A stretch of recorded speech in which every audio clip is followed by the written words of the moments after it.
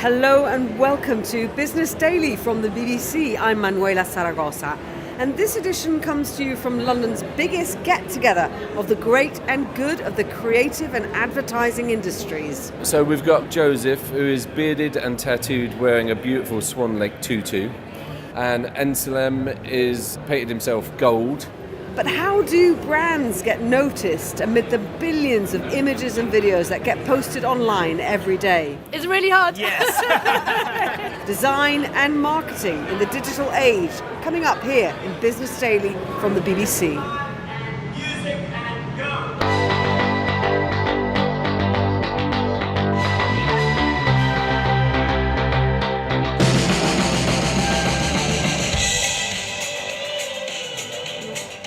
Okay, so what we're watching here is a music video which you helped put together by a band called... OK Go.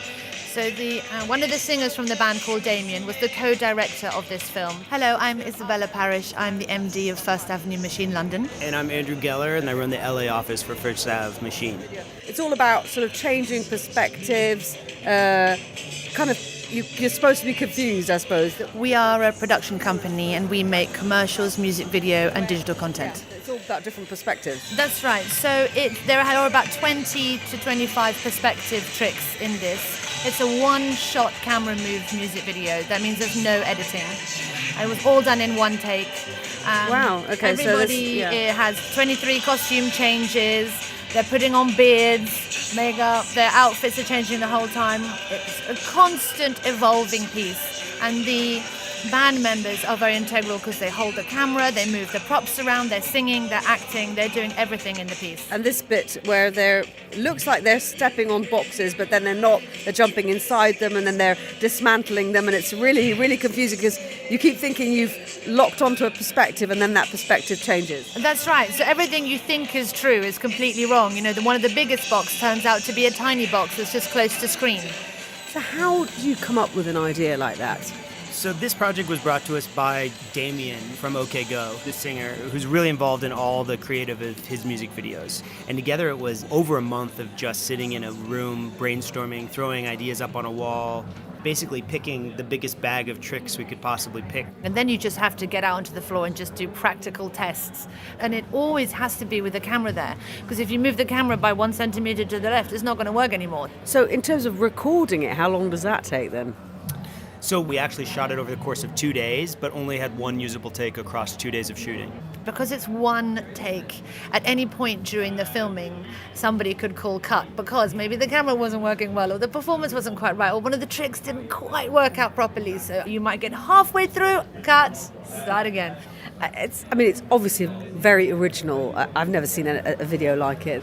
We live in an age where we are constantly bombarded with images from the internet. Is it hard to come up with something that is different to what people are seeing, every day? It's really hard. Yes. It's really hard. We put out a lot of content, but, there is only a small percentage of that that's really going to make it through the noise. And often it's about having clarity of an idea. This is a very clear idea all the way through. But the problem is there's no formula. I'd love to say, we get just a few kittens and everything's going to be fine, but it turns out it's not like that. It must be quite disappointing if you work really hard on something and then it doesn't get noticed. That's right, because back in the day when you had just a few TV channels, people would see your work. Like it or not, they'd see your work, and now it's just everywhere. You say there's no magic formula, but are there some basic guidelines to getting noticed? I would say bravery. A lot of the time, clients that we work for are worried about offending or worried about doing something that might just be a little bit too much one side or the other, and nobody's going to notice that. We once tried to kind of break down the different buckets of videos and content that goes viral. One of those buckets we found was spectacle, like OK Go music videos that are just so bombastic and over the top that they tend to be shared. And then there's emotional things that are so heart-wrenching and tear-jerking that people tend to share them around. And then there's common trends, like if you can hit that zeitgeist of something that someone cares about really hard in that moment and be one of the first to be there, then that helps. But that's about as much as we've ever been able to pin it down, I'd say. And I suppose kittens. And They kittens. do well. I'd say that's emotional. That falls under that bracket, okay. Andrew Geller and Isabella Parrish there of First Avenue Machine. I'm in the foyer of the Design and Art Directions Festival. The venue is what used to be London's oldest brewery, but today there are some pretty wacky things going on here. Next to me, a virtual reality boxing match. And further on, a bunch of cars on the ground drawing. They've got felt tip pens stuck to the bottom of them. And here near the entrance, some people dressed in striking outfits. I'm going to go and see what's going on there. Can I ask you a couple of questions? I'm from BBC. Yeah? Can I ask you who you are and what you're doing here? My name is Peru, I'm a photographer, and I was asked to do a creative workshop or 4 with Microsoft and Adobe. So I decided that I would bring 5 fabulous, wonderful, interesting people to photograph. So we've got my nephew Joseph, who is bearded and tattooed, wearing a beautiful Swan Lake tutu. We've got Jake, who is usually wearing a latex pencil, D&AD pencil. And Ensalem is painted himself gold. There's Gina Harrison, the wonderful model there, and Miss Bliss. She's in a full enclosure black latex spiky outfit by Dane Henderson. Okay. And what inspires you then? Well, I am generally finding creative fields very uncreative, very boring, very conservative and very lame.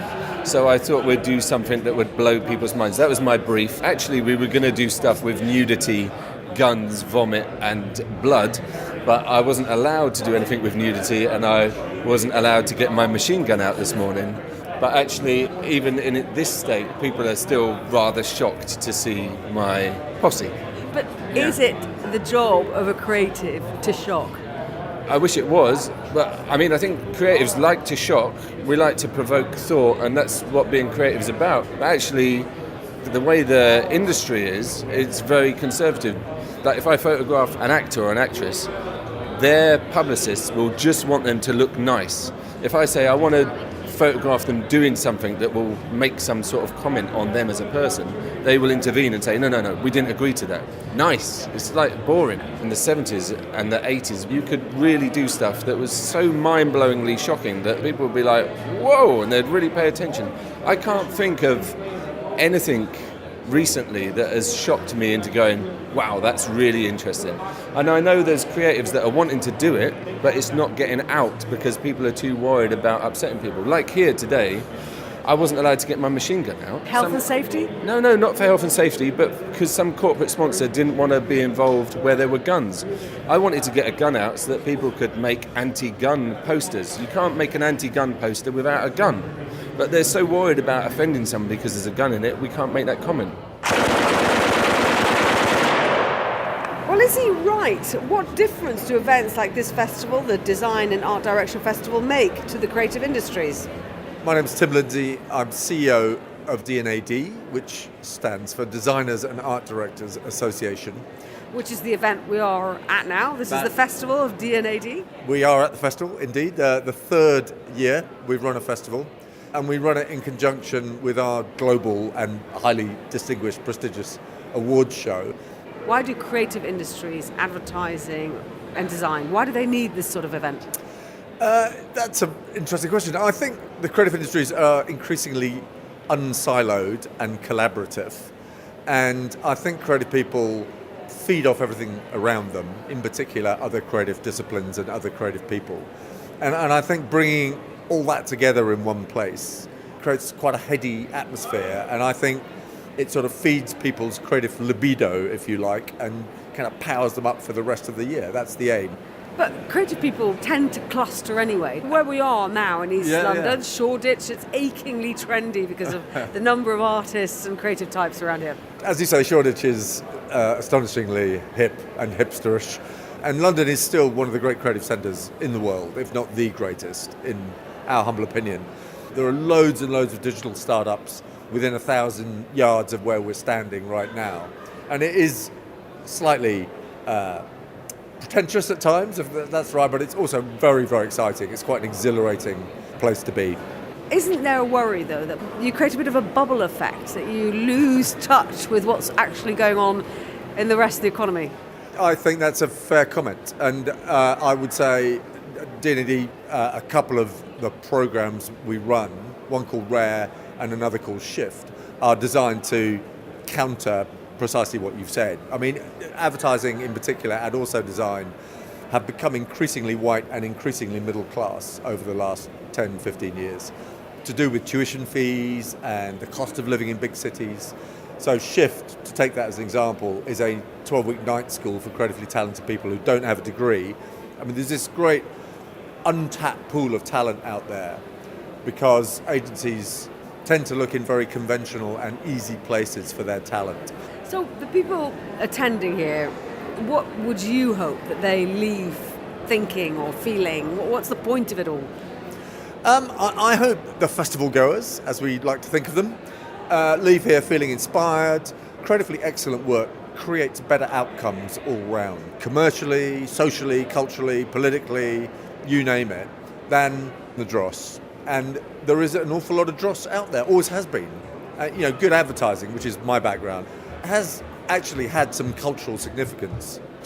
I was lucky enough to run the Levi's account back in the 80s, and that was culturally significant. I mean, whether you like it or not, it was. I wore a lot of Levi's in the 80s as a result of your advertising campaign, so there you go. Thank you. I'm pleased. I bet you wondering how I knew I'll show plans to make me blue with some other guy you knew before. Between the two of us guys, you know I love you more. It's really busy in the festival venue, so we've just stepped outside for a bit of fresh air and come to meet someone who might be able to give us some advice, because Business Daily has also gone through a bit of a rebranding. You may have noticed our new logo online. Previously, our logo was the silhouettes of people milling around what looked like an airport lounge. Now it's a drawing of a polygon. So we thought we'd get some of the top talent here to give their verdict. My name's Chris Moody. I'm the Chief Design Officer of Wolf Hollins. Wolf Hollins is a branding agency that's been around for 50 years. Most notably, I think, designed the London 2012 Olympic Games. Great, so you know a lot about logos and design, put it that way, which is very good because we have just brought along our new logo. As an expert, what do you make of it? Because we're not sure. Bearing in mind, I've just seen this 2 minutes ago, on first look, it does look vaguely kind of cultish. Cultish? Yeah, it's kind of got that look of a pentagram. Yes. Kind of one that you would march around late at night in a forest. But it follows many of the patterns of logo design right now, which is simplification, producing something that will appear online in a really crisp and clear fashion. So does it get the thumbs up from you? It gets a middle thumb, kind of in between up and down. There's a certain language to the way in which news is branded that tries to make sure that it's as impactful and as big as possible, and sometimes that can go over the top. If you look at the CNN kind of way of speaking, or Fox News, it's quite bombastic and in your face to the point of where it's almost kind of blinding. I think what's interesting about the thing that you've got is that it's trying to do something a little bit more simple. The message that it's trying to express is clearly one of connectivity, and the fact that it's linking all of the parts of the world together to bring you the news wherever it may be.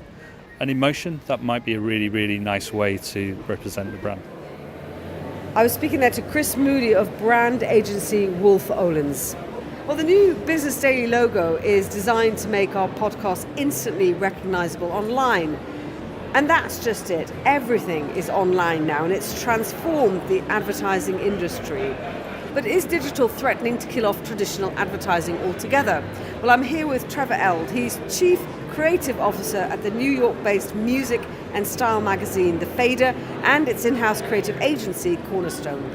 I don't think that the shift online has killed traditional advertising. I think that it's created more opportunities for traditional advertising to be integrated into more sophisticated campaigns and make them relevant again. I think that television is still a very relevant channel because you can create films that get placed on television, but then also are online. Nike just recently released a television ad here in the UK that was all the sensation for quite a while. That was by many standards, a traditional advertisement, but everyone, young and old, loved it and shared it. The thing is, no one really likes watching adverts. And in the online world, especially with tools like ad blocker, you don't have to really. So how do you get your online advertising right? Well, it's through culture. Creating campaigns, messages that actually play in culture in an authentic way.